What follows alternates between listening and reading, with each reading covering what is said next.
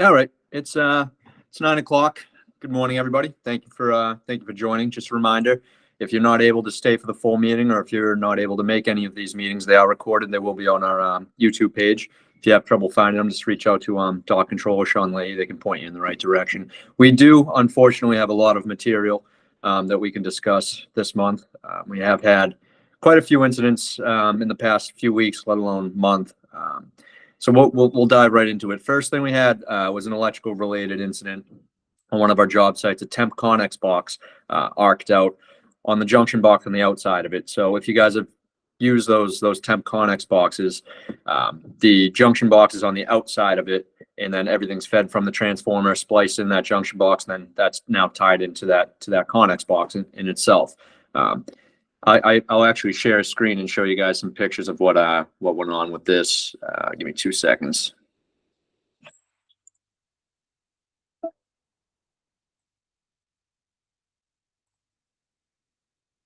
Maybe I won't.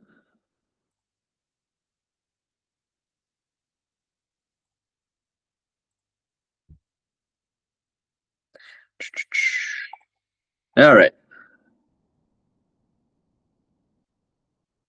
So these Insultap splices, I'm sure you guys have seen or used before, was in a junction box. See if I have a better picture of, yeah, so this is the junction box itself here. You can see all those feeders are looped in there. This is after the fact, so they weren't oriented like this prior. So we'll go back up. This is the Insultap here. Now we'll talk about what actually happened. So this wire was coiled into the box, and the weight of the wires pushing down on it, and with combination of the heat outside, melted the corner of this Insultap down to the conductor, the housing inside of it, and it arced out. And obviously this is on the line side, so there's no protective device to trip on that side. So it just kept going until it cleared itself, meaning it burnt a hole through the junction box until there was nothing touching anymore, and then it stopped arcing. If you can see the pictures here, it went right down through the corner, melted pretty good, and that's obviously the two conductors that were fed into that. Preventative measures for this one we'll get into a minute, but there's a few different things we can do here. The foreman that jumped right on this initially, they confirmed everything was de-energized and the box wasn't still live, but they covered up the hole that it was burnt through. They reoriented the wires here. If you can see my little mouse hand moving around, they reoriented them in a manner that the splices themselves aren't going to be pushed up against the edges of the junction box, and won't have all the weight coming down on those. Are they rated for it? Yes. Is this box overfilled? No. Could have been bigger anyways, maybe. But it's not wrong for being this size. Another additional preventative measure they made is, if you can see this red on the side of this box, they put fiberglass pieces in up against the edges. So if in the event something ever does come loose, there'll be that fiberglass non-conductive material there to prevent from that splice touching the edge of the box. This could have been a lot worse. It was a 2000 amp service arcing. Luckily, nobody was on site. It was in the middle of the night, and no one was around to get burnt or electrocuted. So that's a plus. But going forward, if you do use these Insultaps, double check them before you coil them in there. They might not be able to take the weight of everything pressing down if it's still hot out. The box do heat up pretty quick. These Insultaps are only rated for 90 degrees Celsius, which is, I think, a little bit below 200 degrees Fahrenheit, which inside of that box in the dead heat of the summer, it can get up to that, I'm sure. I'm sure you could cook an egg on top of that thing in the middle of August. So it's definitely food for thought, things to look into. And it's not the first time this has happened with those specific Insultaps either. We have seen it a few other times, and I'm sure somebody else will see it again in the future. But if we can prevent anything like this from happening, that would be fantastic. I'm going to stop sharing this now, so we do have a few other things to talk about. All right, back to my face. So we have had, and I'm sure you guys might have saw John McLaughlin's email last week. We had a tough week with safety last week. We did have 3 recordable incidents in the matter of a couple days. One we can breeze over. It's not crazy serious, nonetheless, still a recordable incident that we've seen quite a lot. A guy was working overhead in a ceiling grid, bumped his elbow off a unistrut, thought nothing of it. 6 hours later, the end of his shift, his elbow was, the size of a balloon, and he had to go get it drained and was out of work for about a week. So small things like that. It's just a bumping his elbow off of something while working overhead. And we have a lot of injuries that are above ceiling grid and overhead for that matter. Luckily, nothing crazy debilitating, just need to rest it for a while. No broken bones, no issues with joints or anything. So that's a plus. Another one that we had, a pretty serious injury. A gentleman was coming down a ladder, an 8-foot ladder, and he was in between the second and third rung, so not very high up at all. He was taking down some 1-inch conduit, demoing an old system that didn't need to be there anymore. While he was coming down, that pipe got stuck up on strut overhead, and he lost his footing on the ladder and fell, catching himself on his wrist and shattering his wrist into a lot of pieces. Fortunately, he was working at a hospital at that time, so he was able to go down to the ER. Needed surgery. He's going to be out of work for quite some time. Preventative measures for that, it's tough. Demoing the system, you're told not to drop things on the floor. Nothing hits the floor is a lot of GC's policies, but this happened to be in a mechanical room where no one else was around. And I'm not saying this is his fault by any means. I'm saying that going forward, if you or your guys are in a scenario where it's more dangerous to walk things up and down a ladder, I'm not saying from all the way up, but if you're coming down a couple rungs, and drop it on the floor, set up a control access zone so nobody can walk in there and trip on this stuff, or nobody can walk below you and get hit by this stuff. But I'm perfectly fine with it. Most people will be perfectly fine with setting up a control access zone and lowering stuff down and then letting it go, rather than going up and down the ladder. Another thing is have somebody else with you to hand stuff to. If there's nobody else around, then drop it. Instead of you falling, I'd rather a piece of 1-inch conduit hit a concrete floor. You should try to find somebody else for help. Hand stuff down to them so you don't have to drop things in, so you don't have to descend up and down a ladder, or descend and ascend up and down the ladder multiple times. Just things to look into. Again, perfect storm, and a lot of injuries that happen on ladders are while coming down the ladder and are around the last 2 steps. So something to think about. Definitely something to think about. Another pretty serious one we had was in-house down in prefab. I'm not sure if anybody's used one of these tools before. It was a diamond cutter. It's not something I've seen used very often in the field anyways. It's if nobody's familiar with it like I wasn't, it's like a giant Dremel used to file down edges and grind down sharp edges. In this aspect, we were using it to grind down stainless steel strut edges on the inside, reaming down the sharp edges. So this tool, it's huge. It's pretty big, about 8 pounds. It's held with 2 hands.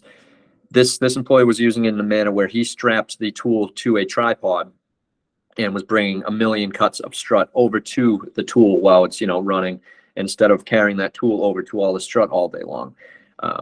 He was about 8-inch pieces of unistrut, bringing them over there, grinding it, holding it in, and it's just a small bit spinning just like a Dremel to file those down. Long story short, his glove got caught in that rotating bit, and it sucked his finger in towards the bit and cinched and pulled a good portion of his finger off, clean off. And the team down here where it happened in our prefabrication shop acted, beautifully. A team. Somebody called 911. Somebody put, the appendage on ice. Somebody controlled the bleeding. It was great first aid. Kudos to everybody down there. Well, down here. I'm actually down here right now. That was pretty serious injury. Preventative measures for that, we're looking into it. One, we don't use that tool very often. It's something that we don't run into very frequently, is also using the stainless steel strut. The strut cutters that we have for normal Galvy strut leaves a pretty good edge on it that you don't have to do much other than maybe use a hand file to file it down a little bit so you don't catch any burrs on there. This stainless steel, it doesn't cut with our normal cutters. We were using multiple different ways to cut it itself, and it left sharp edges that were beyond the point of just being able to use a little angle grinder and a hand file. Going forward, if you run into that problem, which I hope we don't, we're going to stick with just using the grinder and a hand file for now. Not saying I don't want to see these tools, these die cutters on job sites. It's not what I'm saying. Just saying, if you do run into an instance where you have to use them for something, let's sit down and talk about it, because clearly these things are dangerous. There's no shroud around where that rotating bit is. There's no clutch on these or anything, so. We'll talk about a setup if you run into an instance where you have to use those. I know I'm getting a little long-winded because it is coffee break and we have a lot to pile in here, but if anyone wants to talk about these further too, you can always call me. I love getting phone calls when it's just to discuss things rather than, putting out fires. So please call me if you'd like to talk about these things further. We did have another incident yesterday. Weird one, electrical incident. An employee was working above ceiling grid. A lot of these stories start above ceiling grid, but nonetheless, isn't the grid's fault. His elbow, he was putting up jack chain. His arm was touching strut and touching the jack chain, and he got belted with 120. How? We're still looking into.